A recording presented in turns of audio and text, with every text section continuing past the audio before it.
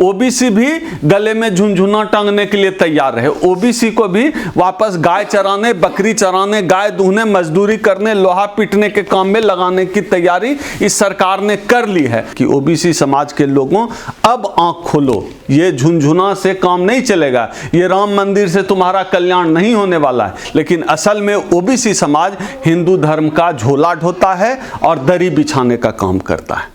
यह हिंदू बन के घंटा झुनझुना के चक्कर में रहेगा। ओबीसी समाज को लगता है करे हम सब ब्राह्मणों बनियों से नीचे हैं तो क्या हुआ, हम शेड्यूल कास्ट से तो ऊपर हैं, दलितों से तो हम ऊपर हैं। तो इसी भ्रम में वो जी रहा है। आडवाणी ने कमंडल निकाला तो ओबीसी अपने आरक्षण के खिलाफ कमंडल ढो रहा था। अभी जो फैसला आया है ताजा तरीन हाईकोर्ट का, उसने कहा है कि ट्रिपल टेस्ट, ये एक टेक्निकल टर्म है, सुप्रीम कोर्ट का एक डिसीजन आया था। सुप्रीम कोर्ट ने उसमें कहा था 2006 परहैप्स, उसमें सुप्रीम कोर्ट ने कहा था ट्रिपल टेस्ट के आधार पर जो है आरक्षण दिया जाए। जो ट्रिपल टेस्ट का आधार है ना, वो पूरी तरह से फेक है। उसमें एक आधार यह है कि सरकार पता करे कि जो है ओबीसी की आबादी कितनी है, एक कितने लोग आरक्षण को डिजर्व करते हैं। अगर ये सब क्राइटेरिया पूरा होता है तब जो है आरक्षण, ओबीसी आरक्षण देकर उसको आरक्षण देकर चुनाव कराना चाहिए। तो ये क्राइटेरिया ही गलत है। मंडल कमीशन की जो सिफारिश है उसको लागू नहीं किया गया अब तक। किसी राज्य में किया गया है तो 2-4-5% किया गया है। मंडल कमीशन की सिफारिश लागू नहीं हुई। जो दूसरा सबसे बड़ा मामला है, जो जाति जनगणना का सवाल है, जिस सवाल पर हमारा संगठन अखिल भारतीय परिसंघ लगातार लड़ता रहता है कि जाति जनगणना जो कर दी गई है अरबों रुपए खर्च करके, उसका प्रकाशन किया जाए। ये बताइए कोई सरकार कैसे बताएगा कि जो है ओबीसी की आबादी कितनी है या उनकी आर्थिक शैक्षणिक जो है आबादी कितनी है, उनकी स्थिति हैसियत कैसी है, कैसे बताएगा? जाति जनगणना का प्रकाशन करेंगे तब तो। अब हाईकोर्ट का जो ये डिसीजन आया उससे कहीं ये तो नहीं कि राज्यों को अधिकार दिया जा रहा है कि आप अलग से चुनाव करा लें, ऐसा भी है क्या?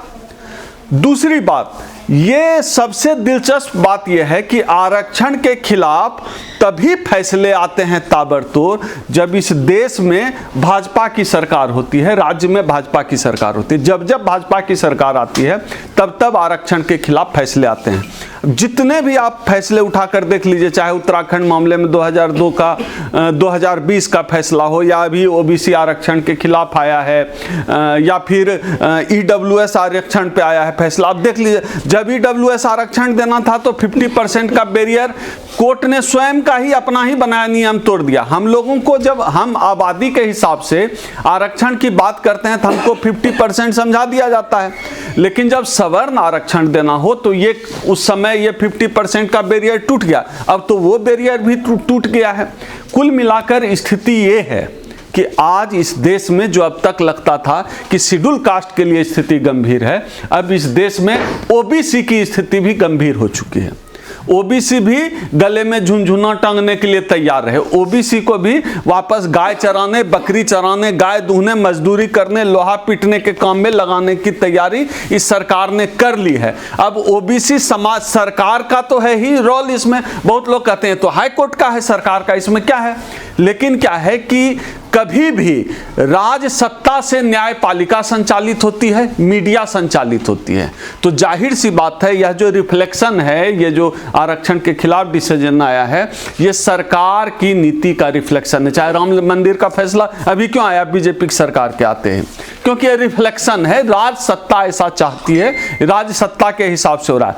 तो कुल मिलाकर यह जो भारतीय जनता पार्टी है, आरएसएस की सरकार है, यह आरक्षण के खिलाफ है। पहले ये SC/ST आरक्षण के खिलाफ दिख रहा था, लेकिन खुलेआम अब यह ओबीसी आरक्षण के खिलाफ भी दिख रहा है। हम लोग अखिल भारतीय परिसंघ, हमारा संगठन, हमारे राष्ट्रीय अध्यक्ष माननीय डॉक्टर उदित राज जी ने यह जो हाईकोर्ट का डिसीजन आया है इसके खिलाफ ऐलान किया है कि हम जल्द ही पूरे देश से, खास तौर पे अब हम लोग ओबीसी समाज के बुद्धिजीवियों से, ओबीसी समाज के आंदोलनकारियों से अब हम आग्रह करने जा रहे हैं कि अब हम लोग दिल्ली में जल्दी ही, जितनी जल्दी संभव हो, हम साथियों से देश भर में बात कर रहे हैं, इस मुद्दे पर हम एक बड़ा आंदोलन करेंगे। और ओबीसी समाज को आपके चैनल के माध्यम से हम अपील करना चाहते हैं कि ओबीसी समाज के लोगों अब आंख खोलो, ये झुनझुना से काम नहीं चलेगा, ये राम मंदिर से तुम्हारा कल्याण नहीं होने वाला है, यह जो आरक्षण है उससे तुम्हारा कल्याण होगा। यह समाज, जातिवादी समाज, ओबीसी को इस कदर आंख पे धर्म का चश्मा चढ़ा दिया कि ओबीसी को हिंदू धर्म का जो है लगता है कि हम रक्षक हैं, लेकिन असल में ओबीसी समाज हिंदू धर्म का झोला ढोता है और दरी बिछाने का काम करता है। तो हम लोग जल्दी ही हमारा संगठन अखिल भारतीय परिसंघ दिल्ली में इस मसले पर एक राष्ट्रव्यापी आंदोलन की आज हम घोषणा करते हैं। तारीख की घोषणा आप लोगों के माध्यम से हम जल्दी ही कर लेंगे। हमारे राष्ट्रीय अध्यक्ष उदित राज जी पूरे देश में लोगों से बात कर रहे हैं, हम लोग लोगों से बात कर रहे हैं। हम लोग उसकी तैयारी करेंगे कि जल्दी ही जैसे ही नया साल शुरू हो, क्योंकि यह सरकार डरती है सिर्फ आंदोलन से। 2 अप्रैल 2018 का जब आंदोलन हुआ तो सुप्रीम कोर्ट को भी पीछे हटना पड़ा, इस सरकार को भी पीछे हटना पड़ा। यह जो सरकार है इसकी ताकत ओबीसी है, ओबीसी वोट बैंक इस सरकार की ताकत है। तो ओबीसी वोट बैंक के बल पर यह सरकार बनी है। तो मुझे लगता है कि इनको डरना चाहिए।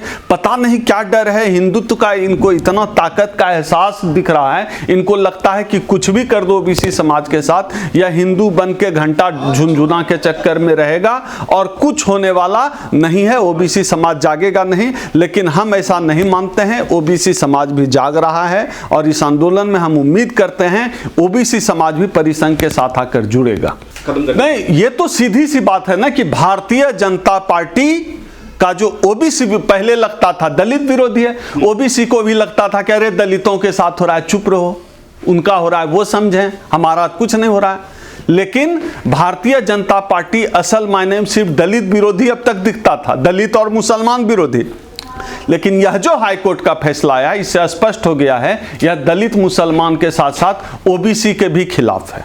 यह सरकार भारतीय जनता पार्टी की सरकार, और जब जब भारतीय जनता पार्टी की सत्ता आती है, चाहे निजीकरण करके नौकरी खाना हो, चाहे सीधे आरक्षण हटाना हो, या कोर्ट के कंधे पर बंदूक रख के आरक्षण का खात्मा करना हो, वो करती है भारतीय जनता पार्टी की सरकार। मध्य प्रदेश में भारतीय जनता पार्टी की सरकार है, इसलिए वहां आरक्षण पर सीधे हमला है। आप देखिए झारखंड में ओबीसी आरक्षण लागू हुआ। जाहिर सी बात है इस देश के ओबीसी समाज को समझना होगा कि भारतीय जनता पार्टी को सत्ता से हटाए बिना ओबीसी का हित नामुमकिन।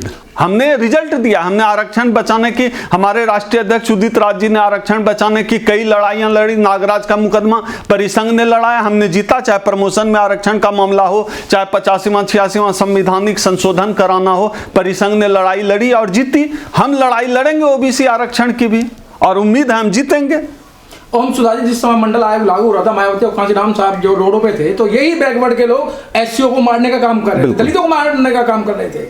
देखिए क्या है कि जाति व्यवस्था इतना गहरा हमारे दिमाग में पैबस्त है, ओबीसी समाज को लगता है कि अरे हम सब ब्राह्मणों बनियों से नीचे हैं तो क्या हुआ, हम शेड्यूल कास्ट से तो ऊपर हैं, दलितों से तो हम ऊपर हैं। तो इसी भ्रम में वो जी रहा है। लेकिन इस बार जो हाईकोर्ट का लखनऊ बेंच का फैसला आया है, इस बार उनको भी औकात ओबीसी समाज को भी दिखाया गया है। शेड्यूल कास्ट समाज तो लड़ता ही है ओबीसी समाज की लड़ाई, मंडल कमीशन की लड़ाई भी लड़ रहा था, और जब जिसके जवाब में आडवाणी ने कमंडल निकाला तो ओबीसी अपने आरक्षण के खिलाफ कमंडल ढो रहा था। तो ये तो हुआ ही है देश में।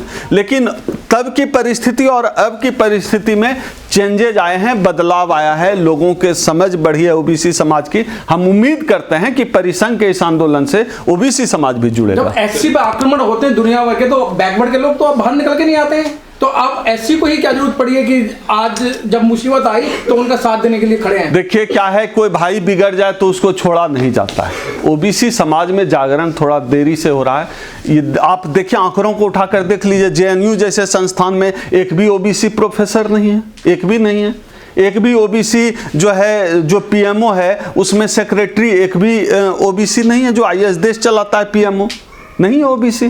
तो ओबीसी को इसका तो रिजल्ट भुगतना ही पड़ रहा है। वो तो राम मंदिर बना के ही खुश है ओबीसी समाज, उसी में ईटा ढो के दरी बिछा के आरएसएस का खुश है। लेकिन यह एक बहुत बड़ा झटका लगा है। हम उम्मीद करते हैं ओबीसी समाज हमारे साथ लड़ेगा, हम उनकी लड़ाई लड़ रहे हैं, और ओबीसी समाज अपनी लड़ाई लड़ने के लिए परिसंघ के साथ जुड़ेगा।